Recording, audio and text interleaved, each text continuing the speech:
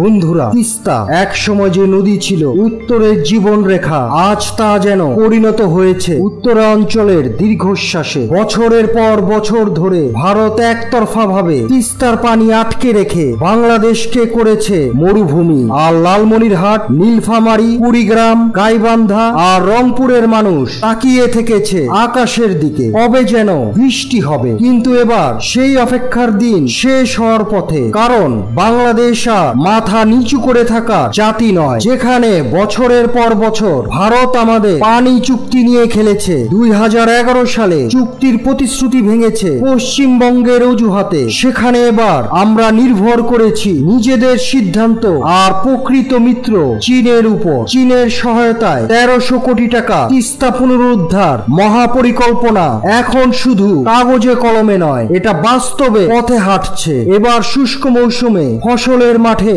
হাহাকার হবে না, আর বর্ষায় ভাসিয়ে দেওয়া স্রোতেও হারাবে না হাজারো স্বপ্ন। চীনের চায়না পাওয়ার কোম্পানি ইতিমধ্যে পরিদর্শন শেষ করেছে। তারা জানিয়েছে ড্রেজিং, স্পার নির্মাণ, বাঁধ, রাস্তা, সেতু সব হবে আধুনিক, পরিবেশ বান্ধব আর দীর্ঘস্থায়ী। এই প্রকল্প বাস্তবায়ন হলে উত্তরাঞ্চলে 10 লাখ মানুষের কর্মসংস্থান হবে, 11,000 কোটি টাকা সম্পদ রক্ষা পাবে। এখন প্রশ্ন উঠেছে, এই উদ্যোগ এতদিন কেন হয়নি? উত্তর একটাই, ভারতের বাধা। ভারত চায়নি আমরা নিজের পায়ে দাঁড়াই, কারণ এই তিস্তা প্রভাবিত হয় শিলিগুড়ি করিডোরের পাশ দিয়ে। ভারতের জন্য তা কৌশলগত এলাকা। তারা ভয় পায় যদি বাংলাদেশ নিজের নদী নিজেরাই চালাতে শিখে যায়, তাহলে আর তাদের শর্তে চলবে না ঢাকা। কিন্তু এবার বাংলাদেশের অন্তর্বর্তীকালীন সরকার সাহসী সিদ্ধান্ত নিয়েছে। ভারতকে উপেক্ষা করে তারা প্রকৃত উন্নয়নের পথে হাঁটছে। এটাই বাংলাদেশের নতুন পরিচয়, নয় শাসনের,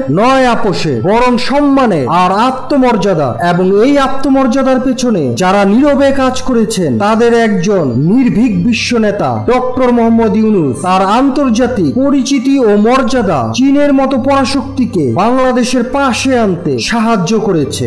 আজ বাংলাদেশকে কেউ আর দরিদ্র তৃতীয় বিশ্বের দেশ বলে অবহেলা করতে পারে না, কারণ ডক্টর ইউনূসের মতো মানুষ আমাদের গর্ব। তিনি প্রমাণ করেছেন বাংলাদেশ ছোট হতে পারে, কিন্তু বাংলাদেশ মাথা নিচু করে না। এই উন্নয়নের পথে তিনি যেমন পথ দেখিয়েছেন মাইক্রো ক্রেডিট দিয়ে, তেমনি তার ভাবনাই আজ দেশের বড় বড় মহাপরিকল্পনার ভিত্তি। তিস্তা এখন আর শুধু একটি নদী নয়, এটি এক প্রতীক, স্বাধীনতা, আত্মসম্মান আর প্রতিরোধের প্রতীক। বিএনপি নেতা আসাদুল হাবিব দুলুও বলেছেন, এখন আর দাবিদারির দিন নয়, তিস্তা এখন জাতীয় দাবি। স্থানীয় কৃষকরাও বলছেন, শুকনো মৌসুমে যখন এক ফোঁটা পানির জন্য হাহাকার করি, তখন ভারতের কাছে শুধু অবহেলাই পাই, আর বর্ষায় ভারত ছেড়ে দেয় অতিরিক্ত পানি, যেন আমাদের ডুবিয়ে দিতে চায়। কিন্তু এবার নয়, এবার তিস্তা ফিরে পাবে তার পুরনো খরস্রোতা রূপ, ফিরে পাবে গর্জন, ফিরে পাবে স্বাধীনতা। বন্ধুরা, এই তিস্তা মহাপরিকল্পনা শুধু একটি নদী পুনরুদ্ধার নয়, এটি একটি জাতির